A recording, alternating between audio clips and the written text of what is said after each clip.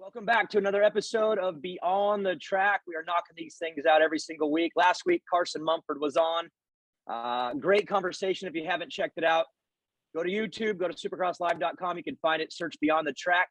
And it's a good one, along with all the rest. But this one is with the Director of Operations of Supercross, my good friend, Mike Muye. What's up, Mike? Hey, Daniel. How are you, bud? I'm doing good, man. I got a lot I want to talk to you about. Some details about the sport that maybe people don't know. I know some of it, but I even have a couple questions that I would like to know that I don't know.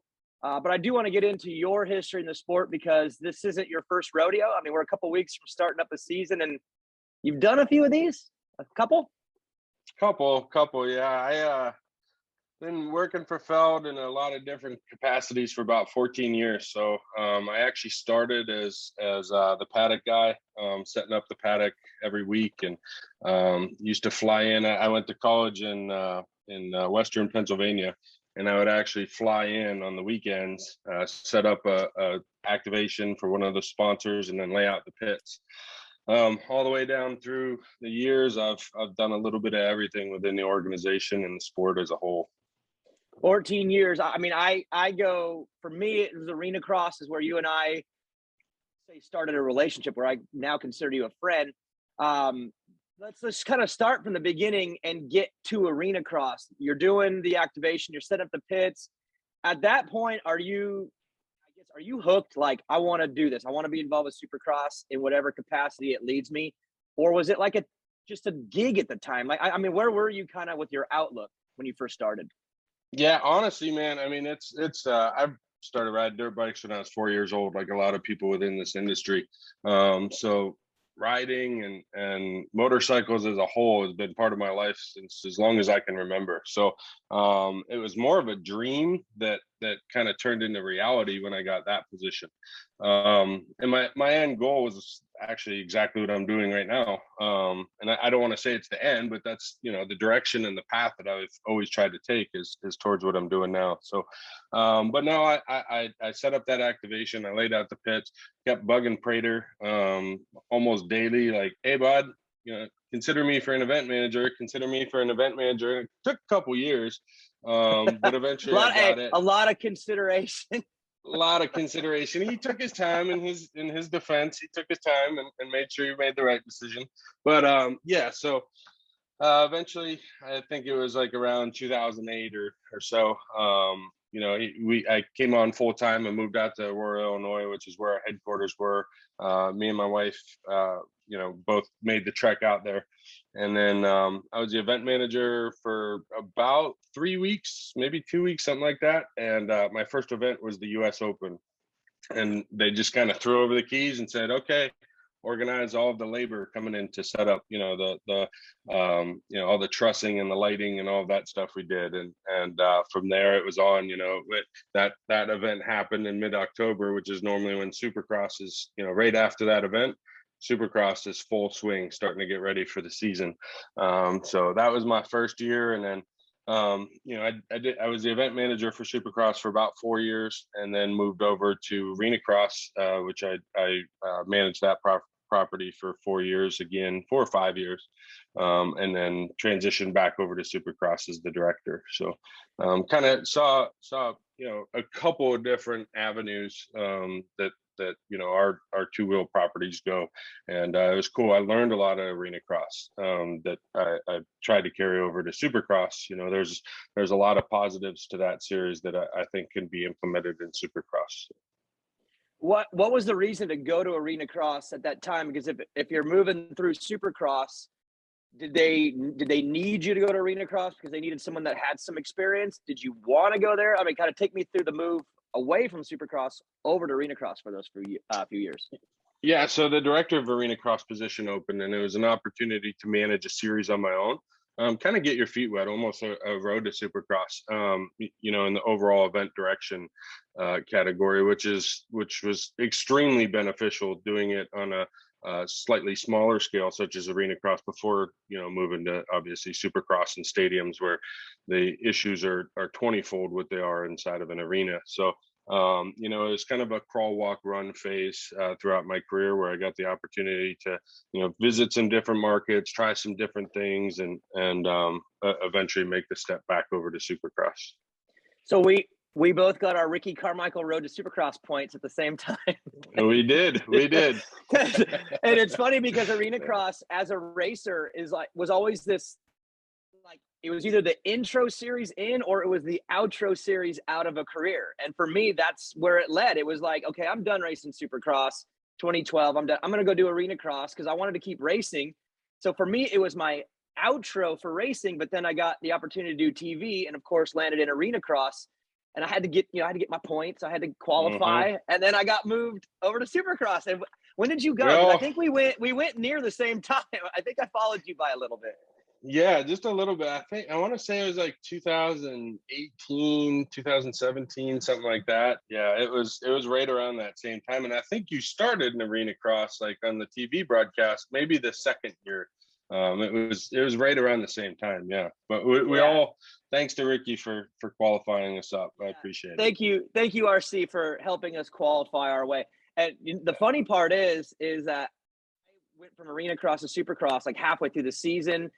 Michael Prince gives me a call and pretty much told me he didn't even ask. He's like, "What are you doing on the weekends?" I said, "Nothing." He's like, "All right, well, you're going to Supercross this weekend. You're going to host Race Day Live." It was like he didn't even let me ask any questions. He just made me do it. But bringing up Prince, I do have a question for you. It's something I've always wanted to know. Who is responsible for actually getting me the audition? Because Prince says it's all him. But I don't know if it was all him. Which one of you actually said, "Hey, let's let Daniel audition for Arenacross TV"? Because right now, Prince says it's all him. It was a collective group. I think I honestly think Prater was the first one that threw your name in that hat, and everybody got behind it. And I knew Dave had my back first. I knew it. It was you. Were you the last one to say okay? You were the final hurdle to get over. I suggested that we see how fast you can go in one more season of Arenacross to make your points, but they declined. Okay, I get it. Well, I appreciate you being part of the collective. Prater gets the credit. Prince gets the little. But no, it's funny though, because again, you went over and I went over like right around the same time. And then we're like, what's up? Like back here now. For me, again, it was such a weird winding course because of the racing and TV. But again, for you, you go to Arenacross for those years.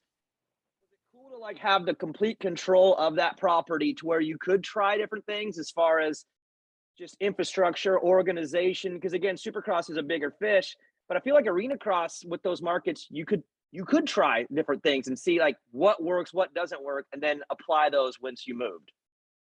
Yeah, I mean, I think as a whole, our company did utilize Arenacross just as you're suggesting. You know, try some new things, try some different things. It was, you know, overall a learning experience for us as an organization to try a few different things at Arenacross and see how they worked and see how, you know, or if they didn't work, you know. So it did afford a lot more flexibility in that category for sure. One of the things you guys did try was the playoff format for Arenacross. I don't know if you know this, but I'm a huge advocate for that. No, really? Conversation, maybe a separate conversation, but really wanted that to be implemented in Supercross, and we just haven't got there yet. So I just not there yet. Not there yet. I you know me, I'll pound the tables and flip them for that. Well, I didn't get my phone call about it. I didn't get my phone call about it this summer to see if it was going to happen. So I thought maybe you'd changed your mind. I just gave up. I gave up. Anyways, so you go back to Supercross. Was that more of a, hey, we need you to come over here now? Or was it more of like, okay, I've got Arenacross settled. Bill Harris is now going to kind of manage the ship that you kind of set up. I guess what was the decision behind you leaving that to Bill and then moving back over to Supercross?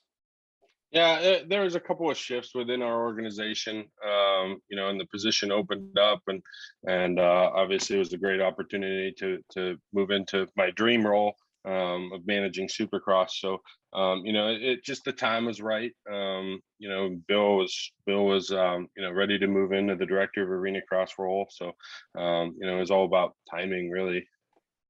Yeah, it seemed like it because he took over, and it was like I felt like everything was just you guys had it all figured out. The series was doing great, and then you moved over to Supercross. And I guess my question is, What was that change like in year one? It's such on a grander scale than Arenacross as far as, again, the infrastructure, the responsibilities, and I would say mostly probably the staff, the crew, the amount of people involved. What was kind of like the whoa, like this is the big change, and what was the most difficult part of that? Yeah, I mean, I think over the 4 years working at Arenacross, a lot had changed at Supercross in that time. That uh-oh, can we pause this or can you Nah, guys go let it back and rip. edit? My animals fight sometimes in the background, so Okay, it's perfect. fine. Just let Yeah, them know we're all good. We're good. that yeah, they can be quiet all morning long until I get on a conference call or something. Then they got to bark. But yeah, so it was a pretty drastic change, obviously. Like I was saying, a lot had changed in Supercross in the time that I was at Arenacross. We added LED boards. There was a lot more teams, a lot more everything in that 4 year time span. But really, I think the biggest adjustment was just kind of getting back into the fold of how large Supercross is. I work pretty closely with the track developers and the AMA and the operational staff. At Arenacross, we were about 8 people, 10 people, give or take. At Supercross, we're pushing 100. So just the overall scope of work and all of the different moving pieces and people coming together to produce what is Supercross. That kind of obviously took me aback a little bit and took some getting used to. But overall, the team at Supercross is unbelievable. Everybody knows their job. Everybody knows what needs to get done. Everybody takes pride in what they do. I would be lying to say that I made any difference there. Is really the people still doing what they do and doing really good at it. I just try to support where needed. I kind of know the answer to this, but I guess I want you to explain it. Every city, every stadium has its own, management group that manages Angel Stadium or the AT&T Stadium. What's it like on the Supercross scale, working with all these different stadiums and these different management crews that I would assume have their own idea of how they want things done in their building, and you got to kind of navigate around that? Is that one of the more difficult parts, or do you guys have that figured out now to where, oh, I know how these people want it and how these people need it? I've just always been curious of how you deal with so many different markets, yet you guys try to put on the same show. There's a lot of the same infrastructure. You're dealing with people in management that runs things the way they want to run it in their own building. Is that difficult at times? Yeah, I mean, it comes with its challenges, but the weird thing is that like Angel Stadium, right? We've been there countless times. It's never the same, no matter what. Either the building had construction, or it can be as simple as they, instead of storing things here, they moved it over here, which is where we had sound testing. Or every single stadium, every single year, every time we play it, different. So the good thing is, from the stadium perspective, most all of them understand how we operate, how our sport is, and they can adjust with us. Obviously, each stadium has their own policies or their own procedures and ways of doing things, and we're pretty flexible. We've learned to be over the years with how we operate so that we can accommodate what the stadium requirements are. And so that's not difficult per se, but it just takes some coordination and some understanding of how they operate so that we can adjust accordingly. And in some circumstances, there's just things that Supercross has to do. We have to have dirt, obviously, in the stadium. If a stadium is pretty particular about a certain area having dirt, well, we try to lay out the track around that, or we try to lay out the pits in a different different layout or different strategy so that we can avoid areas that they might not like. So every place is different. We try to do what we can to facilitate their concerns as well.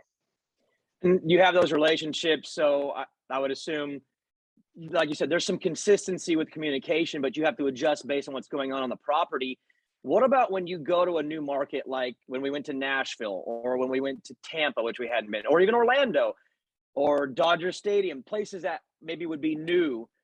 How early do you get out there and start talking and building these relationships with the people on the ground and start landscaping not only the track, but the pits and where the dirt's going to come in?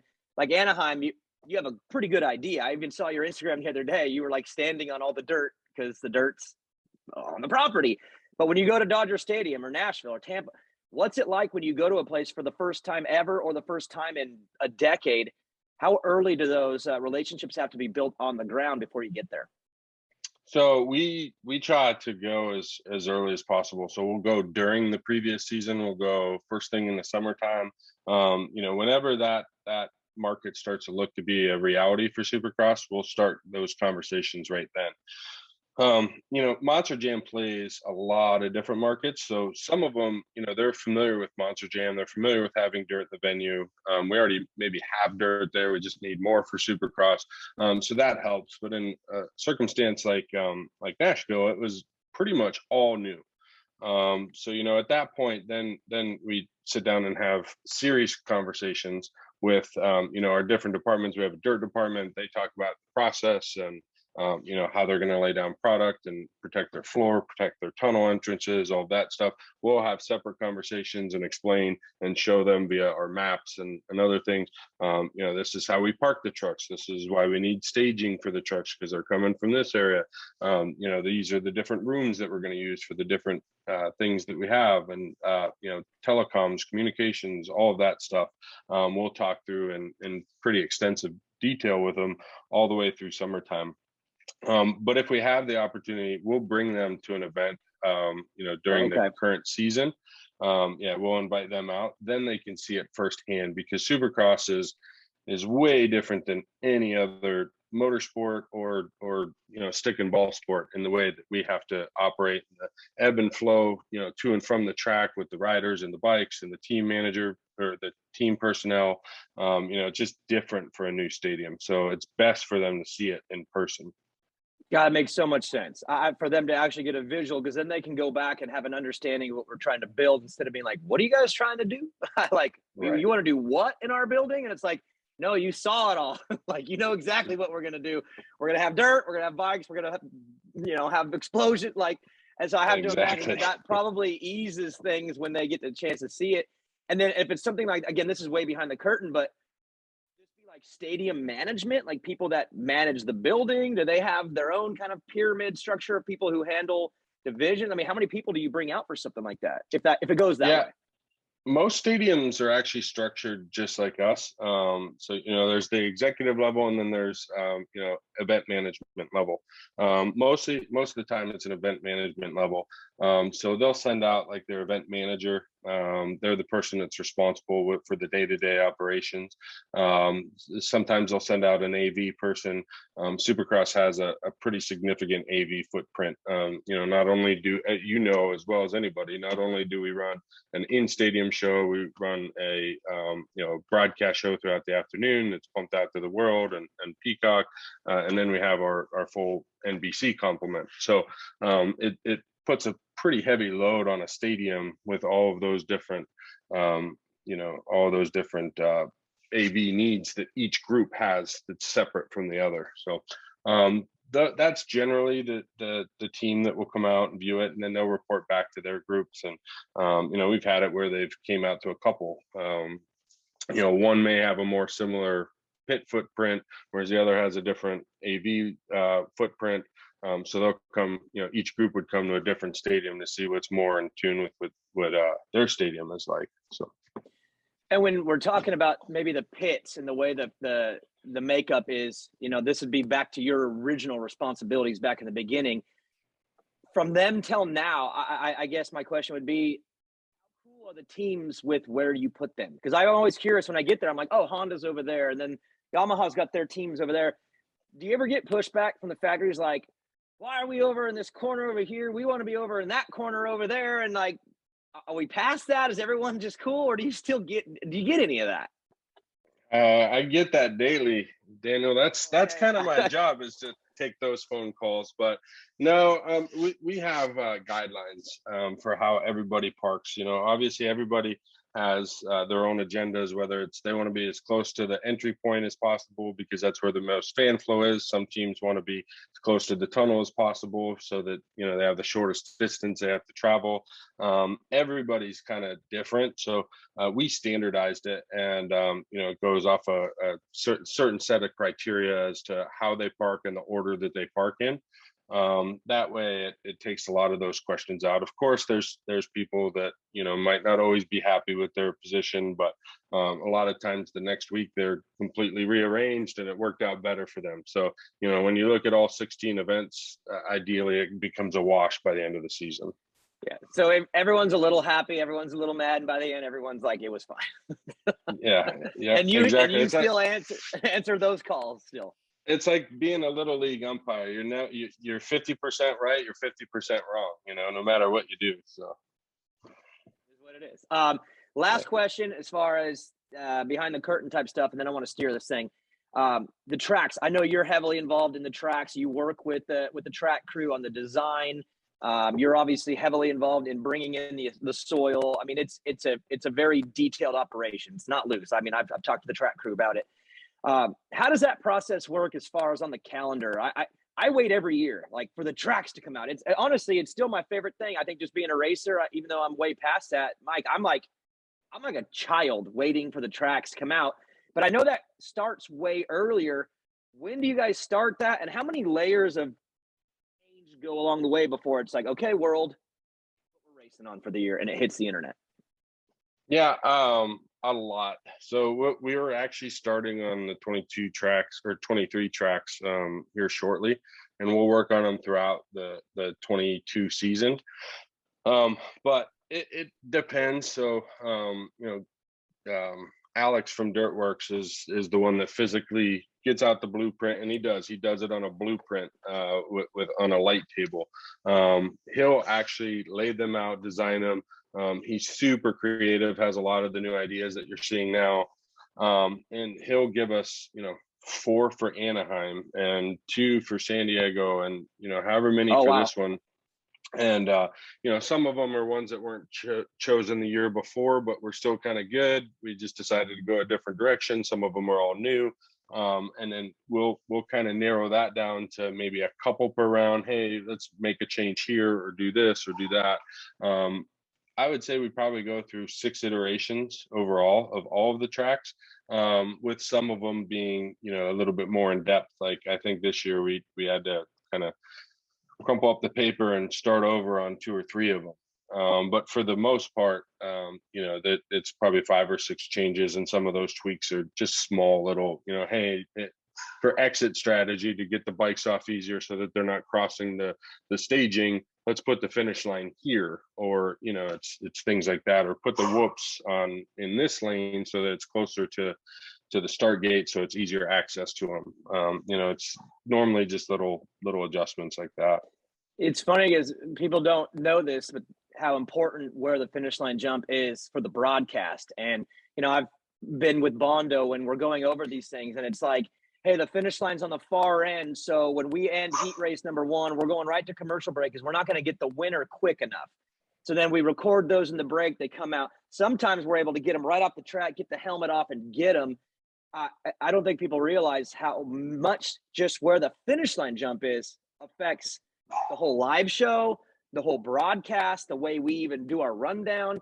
And I have to imagine that sometimes that can be difficult when you're trying to make a cool track, but things have to be where they need to be just so that the operations go smooth. Is that fair to say? That's 100% fair to say. So there's a lot of different little nuances like that we got to take into account. You know, and just talking about the finish line in Atlanta, it was a bit of a challenge in Atlanta because it was such a big track that we knew if they didn't cross the finish line at just the right time, that it was going to add, I think, like 6 minutes onto the broadcast, or 5 minutes onto the broadcast, because they crossed right before it went to 0, which added a whole nother lap to get around, which was 2 minutes plus the two additional laps that they get. So, you know, we were adjusting on site during press day to try and hit a time frame that they would cross on their last lap at, you know, past the 0 mark, so that you're at the double. So, and that actually happens a lot. Now, obviously Atlanta's, because the track was so big, caused a lot more, you know, trying to make it work, but it also affects what we do, you know, on a weekly basis. So all of that kind of stuff is taken into account. Obviously the podium placement is taken into account, safety locations, you know, where we're going to put the nets. All of that plays a factor into how we're gonna lay out a track when we're on site. And it's funny you say how you're trying to predict a little bit, right? Like, gosh, if this race ends here, we're going to have a problem. If it ends here, we're good. And you never know what the riders are going to do. And I know on press day, the track crew, everybody's watching them, trying to figure out, like, is this going to work? Sometimes adjustments are made, but is there some races, because, I mean, let's be honest, there are some races where it's hard to pass. The opportunities aren't there. All the riders do the same thing. Is there races when you get done and you look back and go, man, this track looked fun on paper, it looked right, but it didn't work out? Or maybe it's a race where it was the opposite. And you're like, God, this layout created craziest passing we've ever seen. When you see that, how much of that influences the next year's design, knowing what works and what doesn't? Because, I mean, let's be honest, Mike, there's circumstances that can affect that. You know what I mean? Yeah. So, I mean, how important is it right after the race to go, this worked, this didn't work, let's adjust or know it for the future? Yeah, for sure. It's very important. And, obviously we're looking at it, myself and Bill and Dave, and, we're all looking at it and making our assessments, but Dirtworks is looking at it all throughout the afternoon, every detail of the track, taking mental note or making adjustments if it's necessary to make the track as best as it possibly can be. But then, there are areas where it's like, that was a cool section. Let's, maybe pencil that in over here to keep in mind for somewhere else that we're going to go. Or that section didn't work at all. Maybe the off camber, off cambers don't work that great, or this was a quad. Let's not try and replicate that anywhere. All of that's taken into account and discussed, this time of year, while we're going through the season and going through the motions of the next set of tracks. One last follow-up question on the tracks, and we'll move on. I'll deliver some of the complaints from the fans. The track's too short. It's a 45-second lap time, and then the riders are doing 30 laps. How hard is it to make it work every time, to get the length out of the track, to not do as many laps, when in reality you're dealing with a floor? It is what it is. You can only do what you can do. How hard is that? I mean, the fans complain about that sometimes. And lap times are too short. And they do too many laps. How do you deal with that?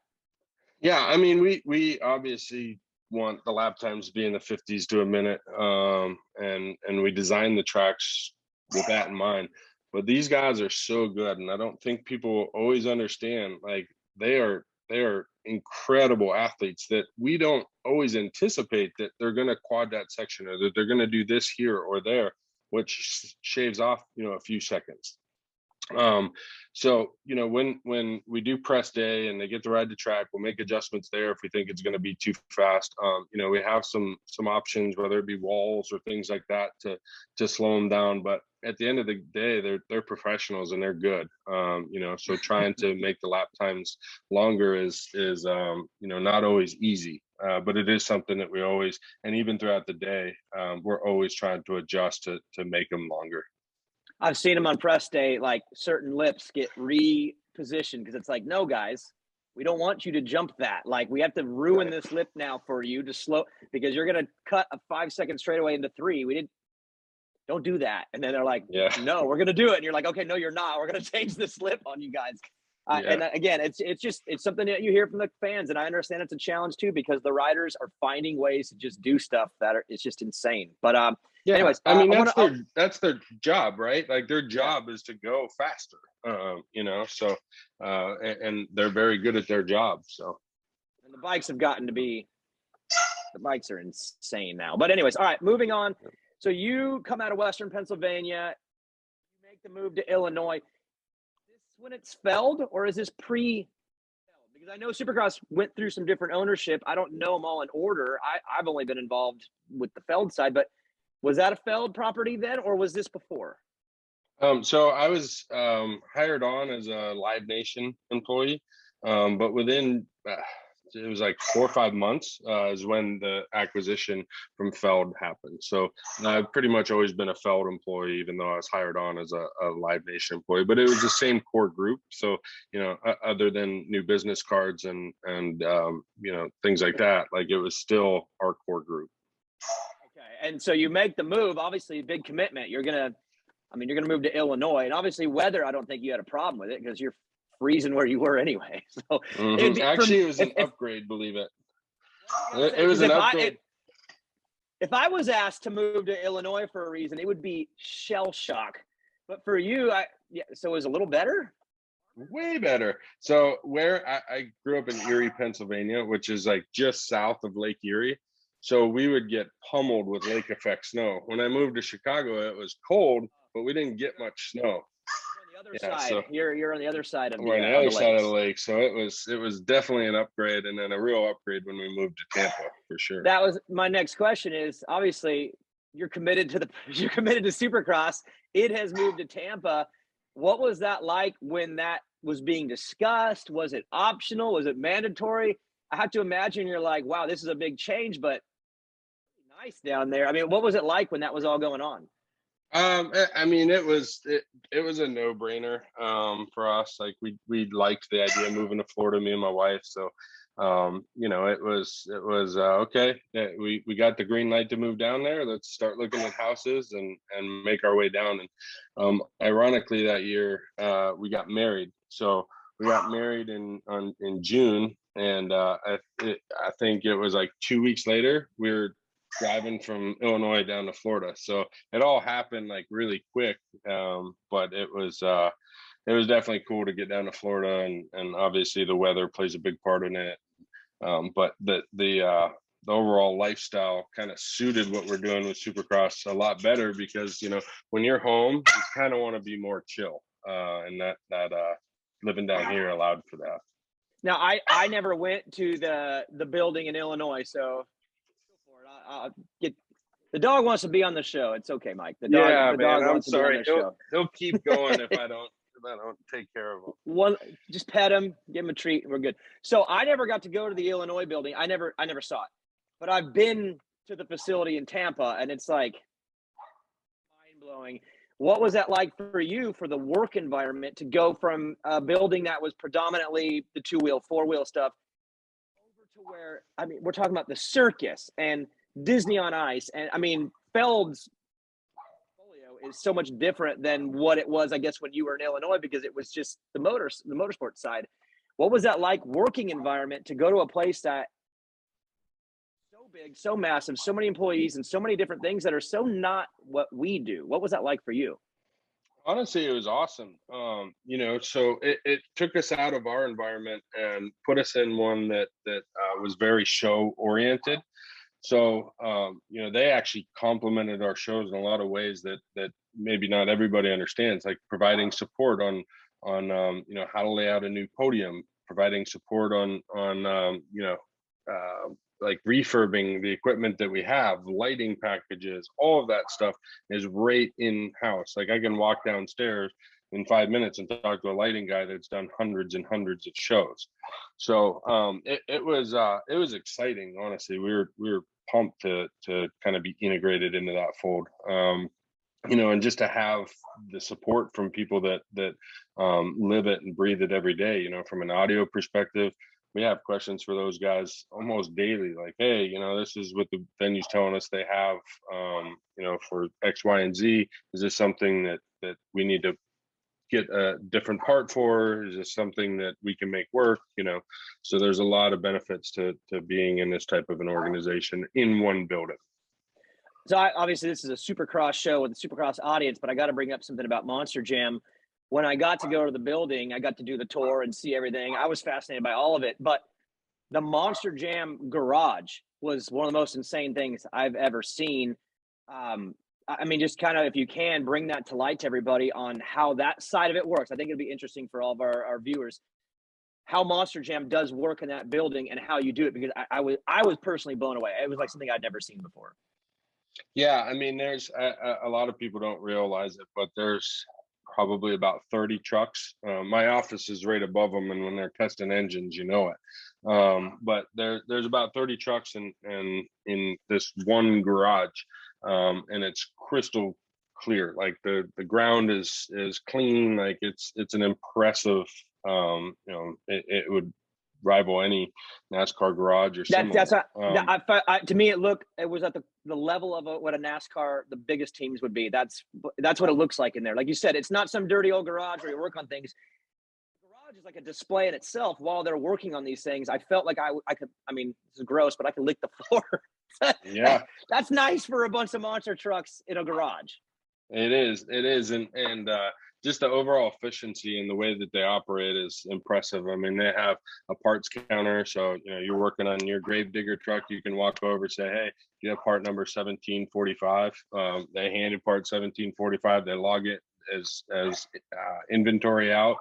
You go fix your truck, and they'll reorder another one. It operates very, very efficiently, and that's thanks to being in such a big organization and such a big building. Is all of those resources are right there in front of you. Plus we have a full fab shop that fab everything from Disney on Ice to some of the Monster Jam truck parts, and they so they can walk over 20 feet and talk to the guy that's able to fab them any type of material that they need. So it's hugely beneficial to those guys, and how they can keep the trucks on the road and doing as many shows as they do in a week or in a year. This will tie in a couple of things we talked about earlier when it comes to dealing with the stadiums, but Jamie Dalsing, I knew him very well. He was in Arenacross, and now he went to the Monster Jam side of things. There's obviously, everyone's got a good relationship in the building, but how much do you depend on the Monster Jam crew and people when it comes to dealing with some stadiums and learning new things? Because sometimes they're in the building a week before we are. Sometimes they're in the building a week after we are. Is there a lot of communication with you and the Monster Jam people as far as the stadiums and things that arise during a live event that, hey, we need to make note of this? I mean, how much communication is going on between you and Monster Jam? Yeah, so we talk, this time of year it's sporadic as needed, but probably 2 to 3 times a week, specifically like in Anaheim, where we're we have 3 events and they have, I think, like 4 events. We have fencing that's out there that's used for both. Obviously the dirt's used for both. They bring in some materials that they have to have removed before we can start loading in. So it's pretty close integration there. But then during the season, every week we have a standing call where we can talk through, learnings from the building or things to expect, what to expect for the upcoming week. So quite a bit, because, there is so much back and forth. And not to mention, like, if we have something that was useful, we obviously want to let them know, because we want to make their show as good as possible as well, and vice versa. If they have something cool that maybe we could utilize in a market, they'll let us know so that we can make our show as good as possible. So yeah, quite a bit. I figured because I've done track reports on TV based on the Monster Jam schedule, and this dirt is acting this way because it's been here for a week, or we get the fresh stuff in and it's a little softer because they haven't had a chance to air it out. So I've done reports on that. So I was just curious on how much communication really went on between you guys, because it's actually, it becomes relevant to even my job specifically. So I do want to move on and have a little bit of fun away from these discussions we've had and just talk about 2022. I'm not supposed to have favorites. You're not supposed to have favorites. We're supposed to just like everybody. But at the same time, I think we get attached to storylines, right? Like Cooper Webb and Alden Baker. That's a big split. Like I don't know about you, Mike, but I'm super curious like how this is going to work out between that split. Eli Tomac. We don't see a guy normally at 27, 28 years old switch a team. We don't see these things. For you, is there any specific storylines that you're just like, man, I really want to know how this pans out? I mean, I feel like I have a list of 10. I figure you got a couple too. Yeah, for sure, Daniel. I mean, obviously we are neutral, so but I think that I think, like you had mentioned, there's a ton of storylines, and the Cooper Webb thing is interesting. I think Eli moving to Yamaha I'm excited to see him on the bike. I know, we shot some stuff for the preview show coming up here. So I've seen a little bit of him riding. That's pretty cool. I'm pretty excited to see that. I'm excited to see Anderson on the Kawasaki and what he looks like. So, dude, there's so many different storylines this year. It's hard to really focus on just one because there's just a lot going on, But I think that this is probably, maybe we say this every year, but probably the year with the most parity that we've seen in Supercross in a long time. I mean, anybody could win on any given night, So I'm mostly just excited for Anaheim 1 as a whole, more so than seeing one specific person on a bike or this or that. I think it's going to be a good year. And I know you're passionate about the sport, so you have to step away and be a fan at times. And I know you're busy. You're all day busy, but when the main event's going on, do you get a chance to just press pause and be a fan for 20 minutes? Because I know you're busy, but I have to imagine you got to stop and just be like, I want to enjoy this too. You know what I mean? Oh, Like, for sure. For sure, man. So, I mean, that's what that's my passion for this job in particular, is that like we've spent the past 8 months putting together all these little details that finally come together in Anaheim. When a gate drops, like that's it paying off. That's fans in the stands seeing like our hard work.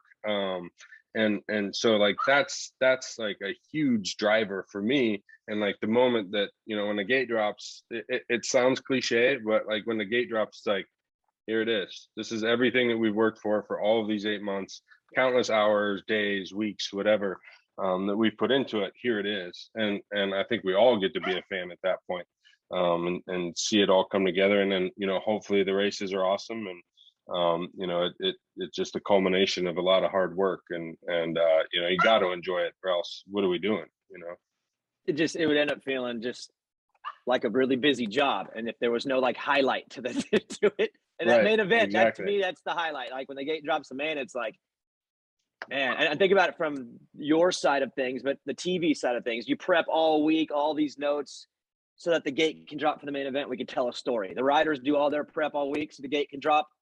They can go and you know, have their moments. And I think sometimes we forget about that because we're so used to it. But it all comes down to that gate drop of the main event, and then that's when I mean, even for me, sometimes I'll be like on the headset wanting to get in and say something, but then I'm like, kind of just want to watch. This is like really good. I'm like enjoying the fact that I'm watching this right now, and Yeah, for sure. the balance is hard sometimes. Sometimes I forget and I become a fan in the moment. I have to imagine you guys all do the same thing. Absolutely, man. I mean, again, like we're lucky to be able to work with dirt bikes every day. You know what I mean? And like we can't ever forget that, because at the end of the day, like this is you know, the pinnacle of the sport, and we got to be excited about it, because you know, our excitement is what's portrayed to the fans in a lot of different ways, and we want the fans to be excited too, which I think they are. They are. And that leads me to two final questions. One is about the fans. They're back this year. People are revved up. All my friends from home are like, I'm going to Anaheim, I'm going to Oakland, and where should I fly? I mean, I feel like we're going to go to more than one this year, almost just to make up for lost time. You know what I mean? So I know they're revved up. That leads me to my question. Opening ceremonies is such a big part of your responsibilities in the operations side. Kind of take me through that process. These videos are getting funnier. They're our writers are actors now. AC is always great. What's that process like in the creation of opening ceremonies, and then for you making sure, you know, the fire, the sound, all that just goes off? Because I feel like with a big opening ceremonies, it just sets the mood, and you guys are responsible for that. Yeah, I mean, the whole purpose of opening ceremonies is just what you said: set the mood, get everybody excited, because you know, some of the most important parts of the night are now upon us. You know, that's the first gate drop.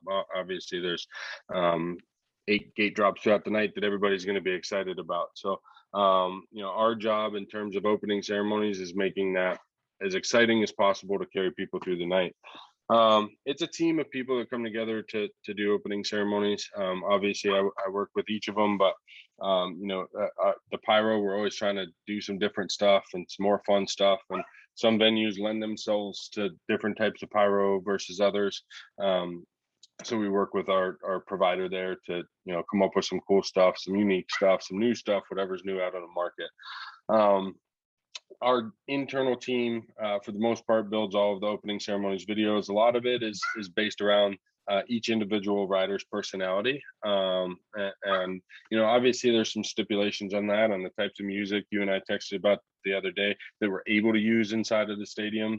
So that has to be taken into account, as well as overall time that we have with the athletes to be able to produce the videos. But at the end of the day, it's really about getting the fans excited, and you know, that's their opportunity to maybe see their favorite rider, you know, debut themselves in the stadium. So when we go to a place like Indy or Minneapolis or whatever, that's probably for a lot of the fans the one time that year they're going to see that rider in person. So taking the helmet off during the opening ceremony so that they can make that recognition as to who the people are, and then the all important moment of when they actually come out underneath the lights or underneath the spotlights is impactful and hopefully something that people get excited about and gives them an opportunity to cheer on their favorite rider throughout the night.